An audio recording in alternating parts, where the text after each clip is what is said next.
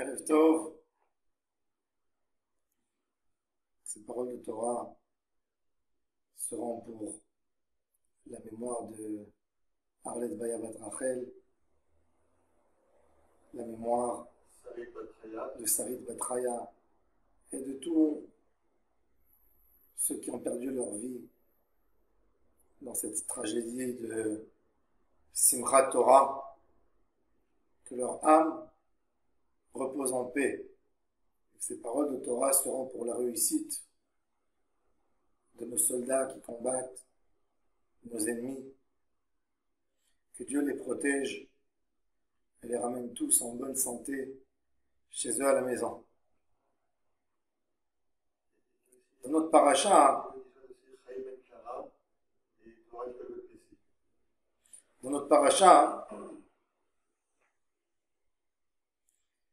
on parle des événements de la vie d'un fidèle d'Hachem, Abraham Avinu. Les histoires de Parashat Lech Lecha ne sont pas des histoires d'un homme qui se bat pour faire une nation. Ce ne sont pas d'un chef d'état-major. Ce ne sont pas d'un roi. Ce ne sont pas d'un leader. Ce sont d'un individu, un grand croyant. Quelqu'un qui a décidé de mettre Akadosh Baruch Hu au centre de sa vie. Et on nous raconte l'histoire de cet individu qui a éclairé le monde comme un soleil. Il a commencé à 75 ans. Il est monté sur l'estrade de l'histoire. Un homme qui a tout quitté pour Hachem. À l'âge de 75 ans, c'est un âge où on s'installe, où on ne bouge plus, où on ne voyage pas trop. Un âge qui se rapproche vers la fin de la vie d'un homme. On est au moment, comme le définit Shlomo HaMelech, au moment du coucher du soleil. On a dans une vie d'un homme, il y a l'aube, il y a quand le soleil est clair, il y a la matinée, il y a midi, milieu de la vie de l'homme, il y a le début d'après-midi, il y a l'après-midi, il y a le coucher du soleil, et il y a le soir. Abraham Avinu est dans le moment du coucher du soleil d'un homme normal, 75 ans, c'est le coucher du soleil. Même à l'époque, dans ce moment-là, les gens ne vivaient pas si longtemps que ça. Abraham Avinu a vécu, après ces moments, encore 100 ans. Le total de la vie d'Abraham, c'est 175 ans. Plein de bonnes actions. Mais là, dans notre paracha, on nous parle de la vie d'un croyant. La vie d'un croyant, quand on dit sur un homme, c'est un grand croyant en Hachem. Pour dire cette phrase, c'est grand, c'est une petite phrase, mais c'est un gros témoignage. Pour dire que ce monsieur a vécu 100 ans que dans la Emouna, il y a des échecs dans la vie. Il y a des moments où on a craqué. Il y a des moments où on s'est posé des questions. Il y a des moments où on était en colère. On était rebellé contre Hachem. Et Abraham Avinu, la Torah, elle tient à nous raconter les épreuves, les passages de sa vie, comment il s'est effacé à Akadosh Baruch Hu. L'histoire d'Abraham, pour nous, est importante pas moins que tous les décrets mentionnés dans la Torah. Regardez comment la Torah étale en long et en large les histoires et les événements qu'Abraham Avinu a passé dans sa vie. Ce que la Torah ne nous raconte pas sur la vie de Moshe, par exemple, la vie de Aaron à Cohen, la vie de leurs enfants. Et la Torah nous raconte beaucoup la vie de Abraham. Dans Parashat Lech Lecha, Vayera, et même dans Chaye Sarah. 3 parachutes de la Torah, avec un peu de Parashat Noach avant, qui nous raconte la vie d'Abraham. Et ça, c'est le livre de Bereshit, le début de la croyance juive. D'où on vient? Un homme comme Abraham qui a cherché Hachem. Mais il faut savoir que Hachem ne s'est pas dévoilé à lui dans toute sa recherche.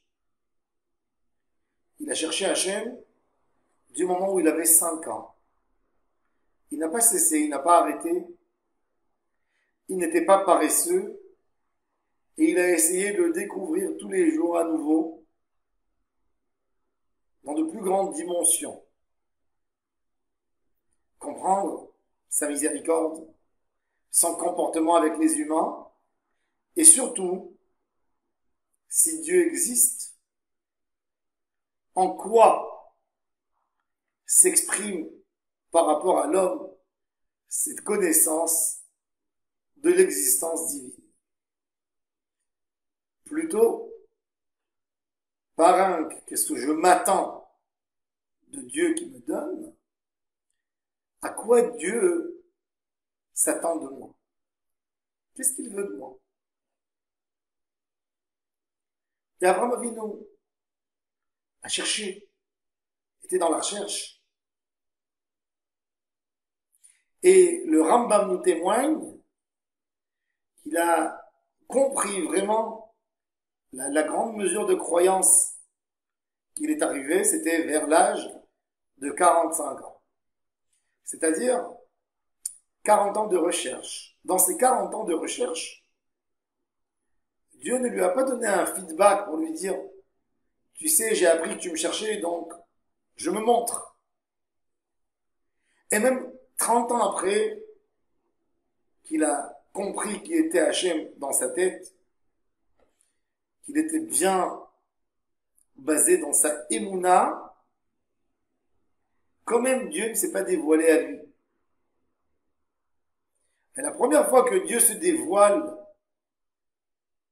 en parlant à Abraham et lui dire « C'est moi Dieu que tu cherchais tellement, et voilà, t'es un être humain, mais je parle avec toi. » Qu'est-ce qu'Akadosh Baruch Hu trouve à lui dire dans cette première révélation divine? Quitte ton pays, quitte tes parents, quitte ta famille, quitte ton entourage et va. Va où? Dans le pays que je te montrerai ensuite. Vers où me diriger? À l'est, à l'ouest, au nord, au sud. Où? Et Hachem lui dit, va. Il quitta son pays. Et quand il marche doucement, Dieu le dirige vers la terre d'Israël. Dans ce voyage, il y a énormément d'hésitation. Il passe dans beaucoup de villes et il se pose la question, c'est peut-être ici que je dois habiter. Certainement qu'il y a eu des endroits qui lui ont plu plus que d'autres. Et ça serait bien s'il me dirait de m'installer ici. Et voilà que Hachem ne lui parle pas, donc il continue. Il continue. Jusqu'au moment où il arrive en Eretz Israël, jusqu'à Shrem, jusqu'à Elon Moré. Il Il arrive à Elon Moré, 1,5 km de Shrem, et Akadosh Baruch Hu lui dit, tu vois cette terre, c'est à ta descendance que je vais donner cette terre. La première fois où il y a eu le cadeau d'Akadosh Baruch Hu, de la terre sainte à la descendance d'Abraham, était dans le lieu qui s'appelle Elon Moré. C'est là-bas. Avant, c'était, va dans une terre que je te promets. Cette terre d'Israël, un cadeau extraordinaire. Et pourquoi Abraham a besoin d'une terre? Pourquoi il y a un besoin d'une terre? D'autant plus, il faut savoir que 70 ans, 80 ans avant à peu près, avant Abraham, avant qu'Abraham est parti en Israël, dans la naissance d'Abraham, était le moment où il y a eu la tour de la Palaga, où les êtres humains ont décidé de construire une tour pour faire une guerre contre le Créateur. Dieu les a diffusés dans le monde, leur a donné l'envie de créer chaque petit groupe une langue et personne qui parlait la langue de l'autre. C'est un changement qui a eu, il ne s'est pas fait en une nuit. Il a pris un moment, les gens se sont fait des cultures et les gens se cherchaient. À l'époque, c'était des nomades. Ils se cherchaient des endroits où aller habiter. Les nomades de l'époque, quand ils voyaient un endroit, les paramètres pour s'installer quelque part, à l'époque des nomades, c'était des gens qui se basaient plutôt sur leurs troupeaux. Il fallait qu'il y ait des terres pour faire paître leurs troupeaux, et ils allaient s'installer. Tandis que la terre d'Israël n'était pas comme ça. Elle a été donnée, elle a été prise, elle a été acquise par qui? Par Canaan. Canaan, fils de Ham. Canaan, sa particularité, c'est que c'était un grand commerçant. Il avait un sens commercial. Quand tous les gens dans le monde étaient dans la maçonnerie, dans l'agriculture, lui, il avait une tête business. Et il pensait comment il peut acheter plus, comment il peut agrandir son patrimoine. À l'époque, il n'y avait pas la collecte d'argent. Les gens se vantaient d'avoir du troupeau, de la bétail. Et lui a développé une vie commerciale. Pour cela, ils ont fait des bateaux. Les Canaaniens, les Phéniciens étaient sur la côte en Israël. Ils avaient des bateaux qui arrivaient depuis le Liban jusqu'en bas. Toute la côte, tout au long de la côte. Ils se sont installés. C'était un pays bien riche, bien fort. Et dans ce pays, pour nous dire, quand Dieu dit à Abraham, je te donne cette terre, ça réveille tout de suite un conflit, parce que c'est un pays fort. Quand tu proposes à quelqu'un un pays où il y a des débats entre les habitants, qui est leur leader, c'est facile de dominer un pays comme ça. Mais un pays tout puissant, avec tellement d'argent, c'est compliqué de le donner. Et la première épreuve d'Abraham Avinu, c'est quand Akadosh Baruch Hu lui dit, tu vois cette terre, elle sera à toi. Ve'akenaani, az ba'aretz. Les Canaaniens dominent Israël, une nation très puissante. Et donc, qu'Abraham croit cette bénédiction, cette promesse d'Hachem, c'est une épreuve. Ve'akenaani az ba'aretz.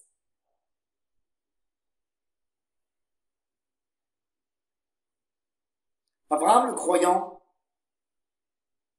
Hachem lui a dit que cette terre lui appartient. Et voilà que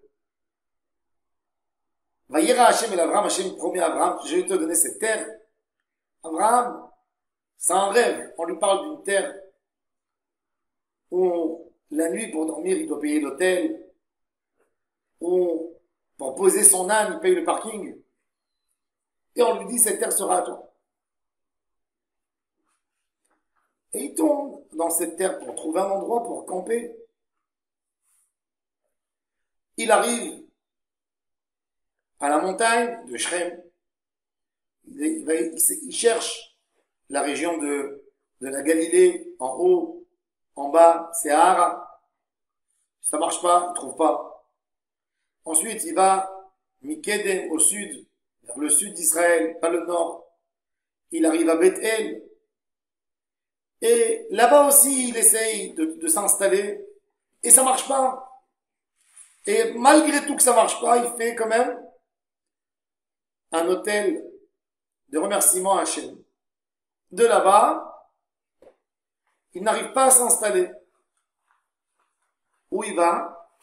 Il va s'installer au sud d'Israël, au Negev. Negev, son nom hébraïque, ça veut dire essuyer, les Negev. Il n'y a pas une goutte d'eau dans cet endroit.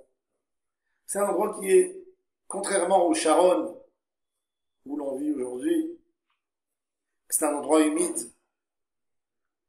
Le Sharon, en araméen et en arabe, c'est-à-dire shurra, une terre mouillée. Dans le Sharon, à l'époque, c'était que des marécages, les gens n'habitaient pas au Sharon. Dans tous les sites archéologiques, vous ne trouverez pas des maisons au centre du Sharon, parce qu'ils n'arrivaient pas à faire des fondations dans les conditions de l'époque avec du ciment. Et quand tu construisais, la terre, elle bougeait un peu, il suffisait un peu de pluie, que les murs s'effondraient.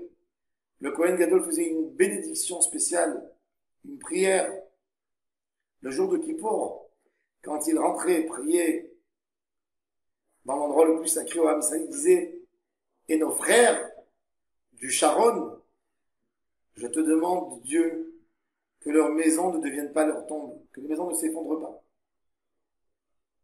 Aujourd'hui, le Sharon, c'est le centre d'Israël, c'est un des endroits les plus chers. Mais à l'époque, c'était pas une terre laquelle on pouvait vraiment habiter. Abraham va au Negev. Quand il arrive au Negev, le Negev était à l'époque Beersheva, le centre d'une route commerciale entre l'Égypte, l'Arabie de l'époque, la Mésopotamie, l'Irak, et toute la marchandise que l'Égypte faisait monter vers le nord d'Israël, vers le Liban, vers la Syrie.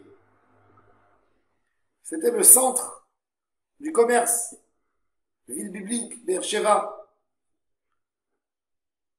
Et Abraham arrive là-bas, c'est-à-dire c'est un endroit que déjà,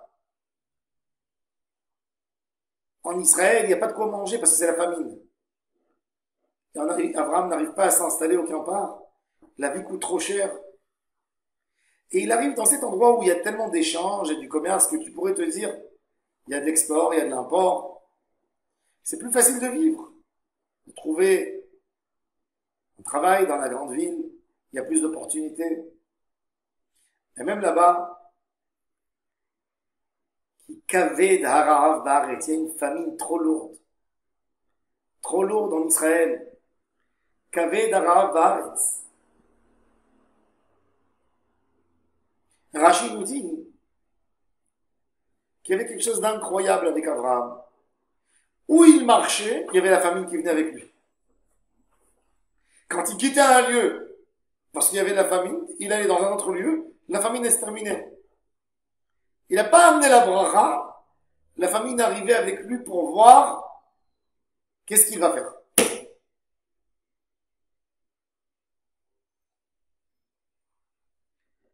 Et Abraham Avinu,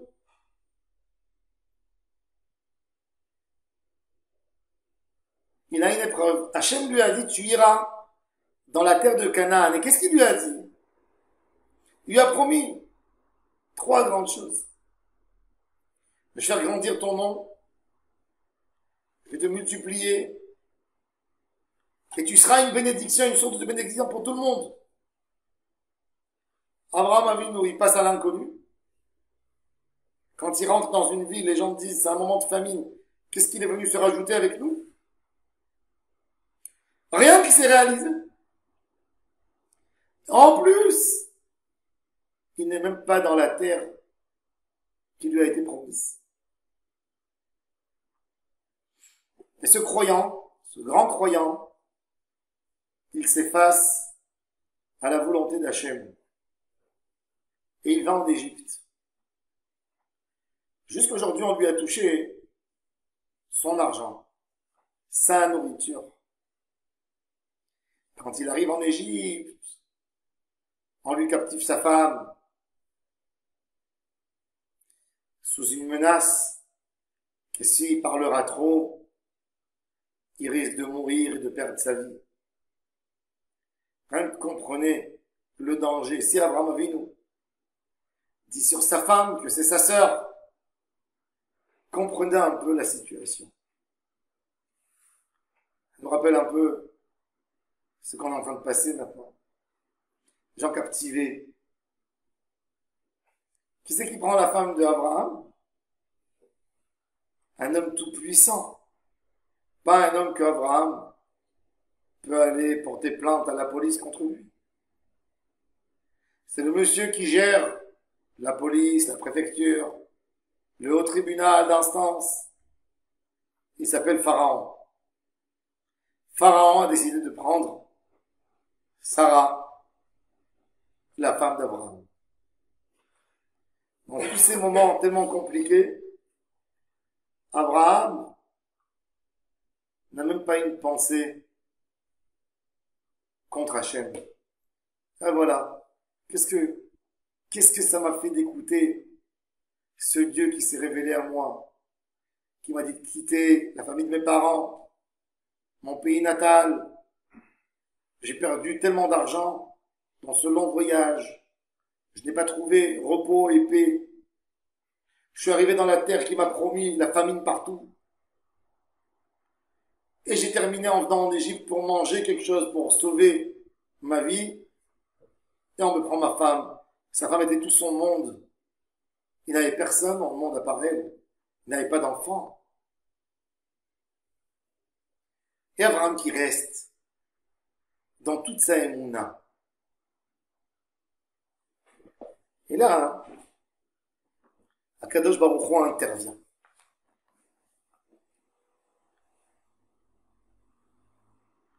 Vainaga Adonai et Paro, Negaim Gedolim, Al Devar Sarai. Pharaon et tout le monde se rendent compte qu'ils prennent des maladies très dures. Et Paro appelle Abraham et il lui dit, pourquoi tu m'as fait ce mal? Pourquoi tu m'as pas dit que c'était ta femme? Mais Paro lui-même, Abraham ne lui répond même pas. Avimelech, Abraham a répondu. J'ai dit, il n'y a pas de crainte d'Hachem dans cet endroit. On risque de me tuer. Mais à Pharaon, Abraham n'a pas répondu. Parce que Pharaon vivait dans un endroit où tout le monde volait les femmes des autres. Alors Abraham lui dit, ne fais pas le ridicule de me dire pourquoi je t'ai pas dit. Ça t'aurait donné plus de goût encore pour la prendre.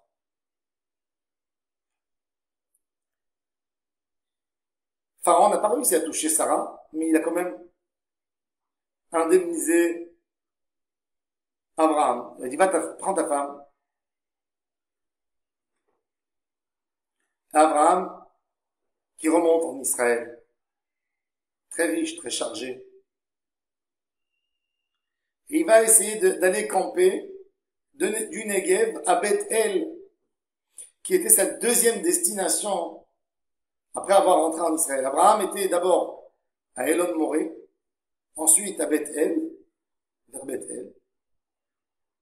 Après pris les montagnes qu'il a vérifiées, que ça n'était pas adapté pour lui. Et après, il est parti à Beersheba.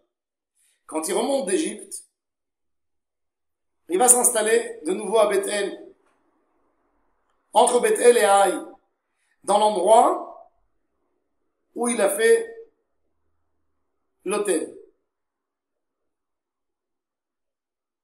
Quand Abraham Avinu arrive en Israël, il a un vrai problème qui commence dans la famille. Abraham Avinu n'a pas d'enfant. Mais il a comme un enfant adopté son neveu, le fils de son frère Haran. Il s'appelle Lot, le grand élève. Et voilà que cet élève commence à parler comme si Abraham était déjà mort. Et c'est lui le propriétaire de tous les biens d'Abraham. Les bergers, ils partagent, ils laissent pas son troupeau avec celui d'Abraham, et pourtant ils vivent ensemble. Il a ses bergers, il y a les bergers d'Abraham, mais surtout, ce qui fait peur à Abraham, c'est que les bergers de Lot vont faire paître leurs troupeaux dans les champs qui ne sont pas à eux. Et quand les propriétaires se plaignent, ils leur disent, vous savez, Dieu a donné la terre à Abraham, l'oncle de notre maître. Et Abraham est vieux, il va mourir bientôt. Et c'est notre maître l'héritier, donc c'est lui. Et Abraham a peur du Chilul Hashem, en profaner le nom d'Hachem. Que des hommes proches à Dieu volent. Abraham, avec sa grandeur d'âme, appelle Lot. Et il essaie de lui parler, il voit que Lot ne veut pas entendre. Alors il dit à Lot, comme je suis gêné d'être avec toi, mais c'est moi qui me sens gêné. Je n'ai pas envie de te faire un reproche, je n'ai pas envie de te faire une remarque. Donc c'est toi qui décideras quel est ton endroit préféré, moi j'irai à l'opposé. Si tu vas à droite, j'irai à gauche, et si tu vas à gauche, j'irai à droite. Et Lot, le grand élève d'Abraham, veut faire souffrir Abraham. Et comme pour l'énerver, il cherche un endroit. Lequel? Oh là là, quel endroit! Il ne va pas habiter au 16e. Il va habiter à Sodome. Sodome, c'est quoi Sodome? Il y a deux théories dans le monde. Il y a la théorie de la miséricorde. Celle d'Abraham, celle de la Torah. Que nos Neshamot, ils ont été associés en haut.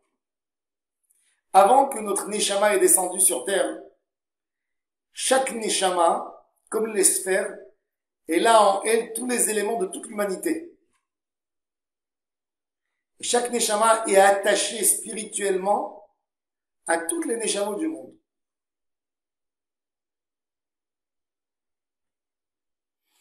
Et Dieu lui dit, tu sais, tel homme n'aura pas d'argent dans sa vie. Son argent viendra par ton travail. À toi et à d'autres, parce que vous devriez donner de la tzedaka. C'est votre tikkun, c'est votre associé en haut, chez lui, chez Hachem, dans le monde des Neshamot. De là vient la théorie de la tzedaka dans la Torah. Quand tu donnes ce qui t'appartient pas, ce que Dieu a décidé de confier chez toi pour que tu donnes. Ce n'est pas à toi. Il n'y a rien qui est à nous. Et c'est pour ça que nous sommes obligés de donner la tzedaka même aux gens qu'on n'aime pas. Parce que ce n'est pas notre argent. Parce que Hachem nous a ordonné à donner la tzedaka. Ça, c'est la théorie d'Abraham. De là vient dans le judaïsme toutes les mitzvot, les décrets entre l'homme et son proche. Il y a une seconde théorie, terrible, qui parle d'une théorie d'ADN, de force, de survie. Celui qui survit, c'est le plus fort en fait. Quand il y a quelqu'un qui a faim, ben, il va mourir à la fin. Il va mourir de faim. Si moi je suis plus riche, je serai plus fort, j'existerai plus de temps que lui. Un homme riche peut se payer des médicaments qu'un pauvre ne peut pas payer. Dans un moment où tout le monde est embêté, ben, lui, comme il a beaucoup d'argent, par son argent, par ses contacts, peut voyager et être épargné. L'argent, pour eux, est un outil de bien vivre.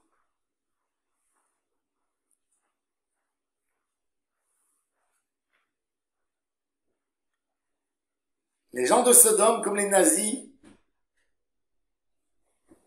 ont voulu exterminer plus vite encore et achever celui qui est faible. Quand il y avait un misérable qui rentrait chez eux, il fallait pas lui donner à manger pour qu'il meure. Au point qu'il y avait des panneaux qui affichaient avant Sodome aux pauvres: si vous êtes venus pour vivre sur notre compte, ramasser de l'argent dans les rues de Sodome, sachez que vous allez terminer au cimetière. Et personne n'osait. Un jour, il y avait un pauvre, un homme sans abri qui tournait dans les rues de Sodome et qui criait: aidez-moi, aidez-moi, aidez-moi. Un jour, 2 jours, 3 jours. Et les gens de Sodome sont très étonnés.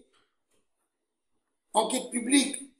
Comment il peut être là 3 jours, 4 jours et il crie qu'on l'aide puisque personne de chez nous aide? Il tuait pas les gens, mais il donnait rien. Interdiction. Il savait pas que ce monsieur a rencontré un miracle sous forme d'une jeune fille.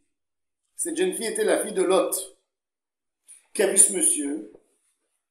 Et tous les jours, quand elle allait puiser de l'eau au puits, sans que personne ne se rende compte, elle mettait un petit sac dans le seau où il y avait une carafe d'eau, un bout de pain, un fruit. Elle lui faisait signe, il la suivait. Elle allait puiser de l'eau et lui laissait à côté du puits le pain, la carafe et le fruit. Et voilà que ce monsieur reste 3 jours, 4, 1 semaine, 2, et il décide de faire une enquête. Et il voit la fille de Lot, comment en discrétion elle fait sortir du seau une carafe d'eau, du pain, un bout de fruit. Prennent la fille de Lot, ils la mettent à côté des ruches d'abeilles, ils la déshabillent et ils enduisent tout son corps avec du miel. Et les abeilles sont en colère qu'elle est venue leur prendre le miel et elle est piquée dans son corps entier. Elle hurle jusqu'à sa mort. Et Akadosh Baruch Hu dit: le cri de la fille de Lot est monté dans mes oreilles. Je vais détruire cette ville. Une ville de méchants. Et Lot va s'installer là-bas, dans cette ville. Il s'installe, Abraham a mal au cœur. Tout ce qu'il a enseigné, de faire de la bienfaisance, d'aider les autres, tout tombe à l'eau. Son grand élève, qui était censé être son héritier, a quitté son chemin. Et voilà qu'après un moment, la ville de Sodome rentre dans une histoire géopolitique. Et il y a une guerre. Des rois que Sodome était soumise devaient payer des impôts, a décidé de ne pas payer. Ils sont venus dans la ville, ces 4 rois, ils ont détruit toute la ville. Ils ont captivé tout le monde. Ils ont pris en otage pour les vendre comme serviteurs, comme bonnes servantes. Et Abraham qui entend que son neveu Lot a été captivé. Captivé, on dit. Capturé. Il a été capturé.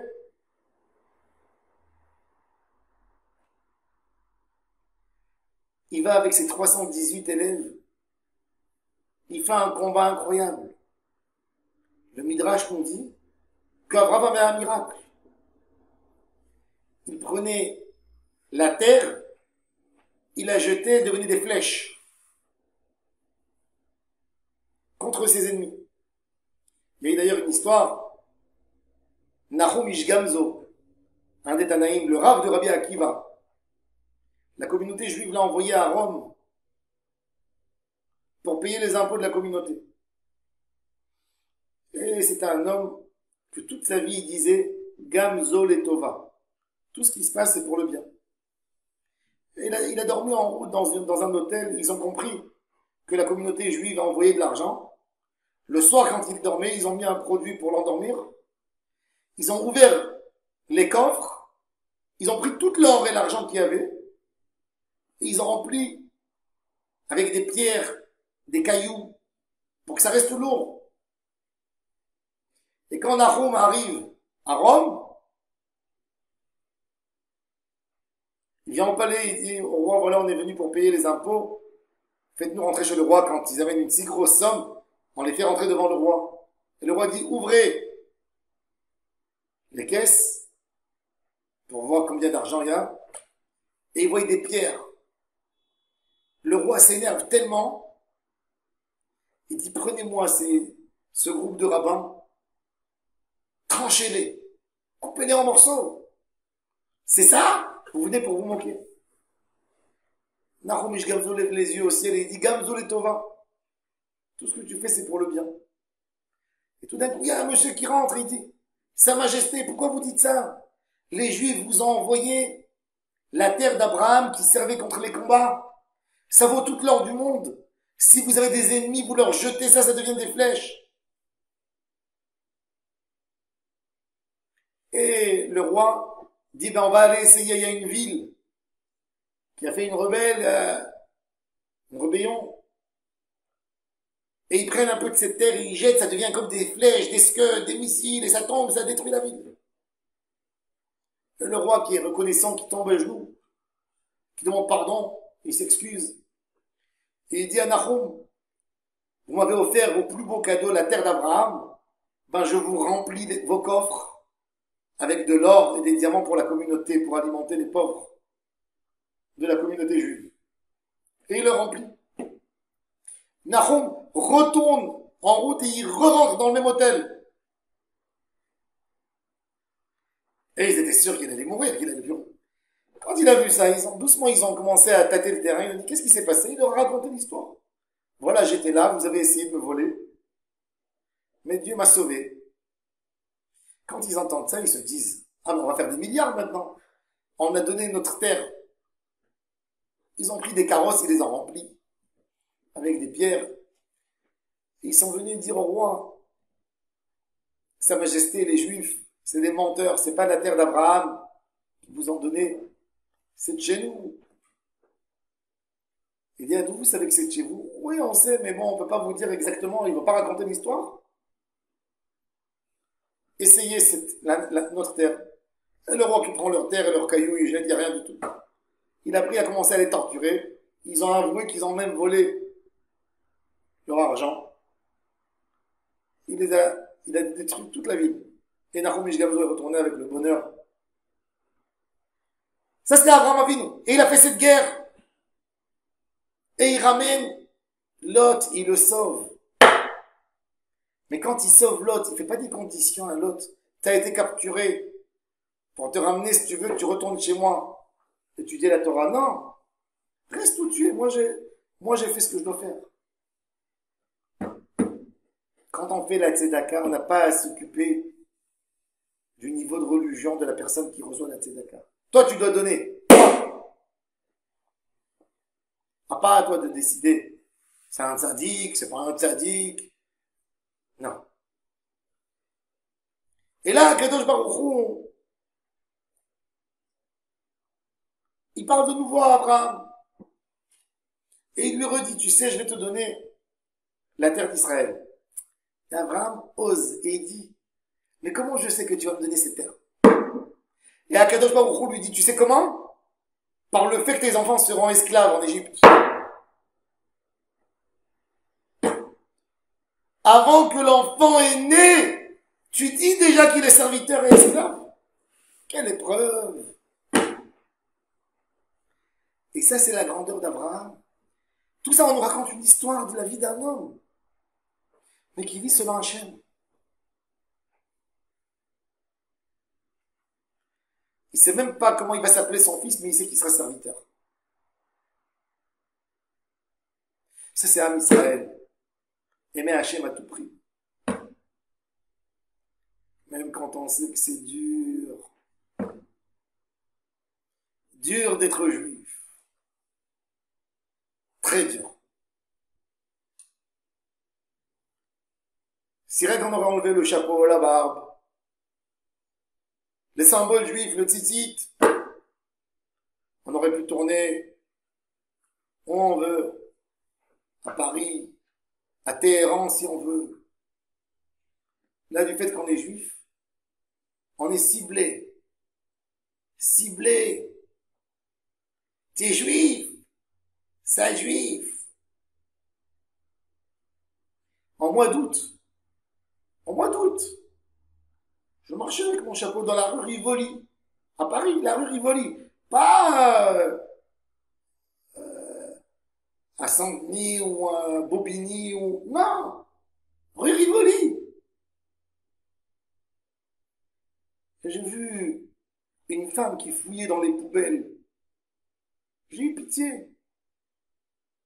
Je voulais lui donner quelque chose. Ça m'a fait mal au cœur. Une femme qui cherche à manger dans la poubelle. Ben, cette femme, elle a fait sortir sa tête de la poubelle, elle m'a regardé. Moi, je me suis pas approché d'elle. Mais j'ai ralenti un peu mes pas. Elle m'a dit, sale juif! Je me suis dit, imagine-toi à quel point on est détesté. Une femme qui est dans la poubelle, qui cherche dans la poubelle, elle me crie, sale juif! Je suis encore moins qu'elle. Ça, c'est la vie. Parce que on a une mission que les autres n'aiment pas. Dire au monde, il y a un patron dans le monde. C'est pas toi le patron, c'est lui. Personne ne veut admettre qu'on lui dise, c'est pas toi le patron. Parce que chacun y grandit sur l'idée, je suis le roi du monde. De là vient toute la haine contre les juifs. Un chrétien, il haït plus les juifs que les arabes. Un arabe haït les juifs plus que les chrétiens. Pourquoi? Parce qu'on lui dit, c'est pas toi le patron, c'est le bon Dieu. Tout est pour le grand boss. All for the boss. Tout est pour lui. Il y a des antisémites dans le monde qui n'ont jamais rencontré un juif de leur vie. Et ils détestent les juifs. Des antisémites littéraires. Ils ont rencontré les juifs par les journaux. Dans les pays arabes, les juifs n'existent. Il n'y a plus de juifs qui habitent en Égypte 45 ans. Et vous voyez des manifestations à des enfants de 20 ans, de 30 ans, qui crient la mort aux juifs.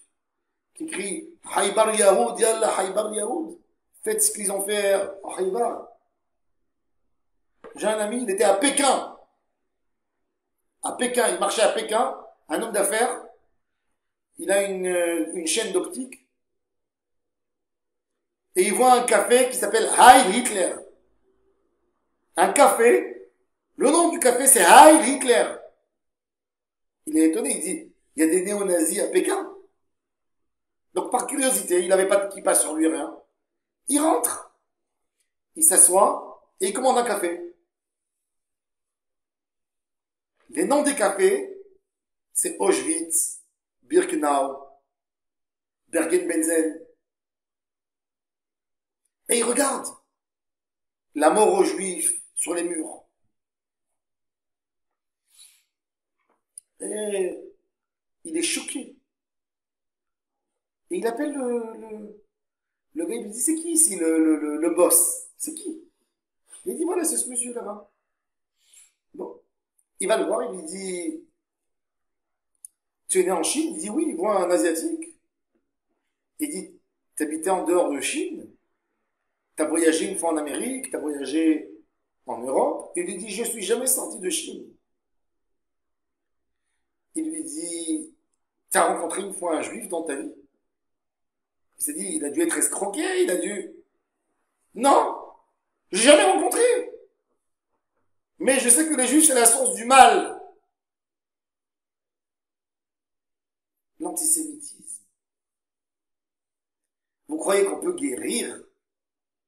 Comment on élimine l'antisémitisme du monde? Si on élimine les juifs, il n'y a plus d'antisémitisme. C'est la seule manière de lutter contre l'antisémitisme. Tant qu'on est là, qu'on fera ce qu'on fera, ils vont nous détester. Les nazis ont envoyé dans les camps des juifs assimilés, qui étaient mariés, qui ont oublié qu'ils sont juifs. Qu'ils avaient un grand-père juif, qui vivait dans, qui ont baptisé leurs enfants à l'église. Le juif, il a un cri profond en lui. Hachem ou Elohim. Hachem, c'est le maître de l'univers. Ça, ils ne sont pas prêts à l'accepter. Ça, même un musulman qui dit, lui, il dit, Dieu est grand. Allahu Akbar. Le juif, il dit pas Allahu Akbar. Il dit pas Dieu est grand. Il dit Dieu est le maître de l'univers. Dieu est grand, chacun il a des dimensions, grand, petit, c'est proportionné.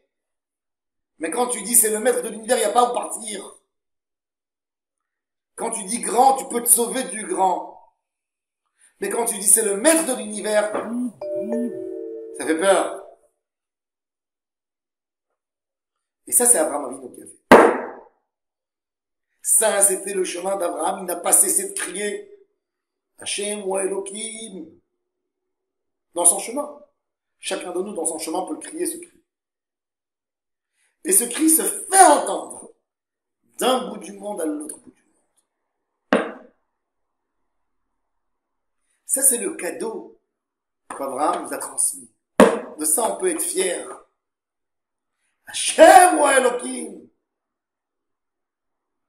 Hachem Elohim ou Hachem Echad. Pas d'associés. Ce message, ils ne veulent pas l'accepter.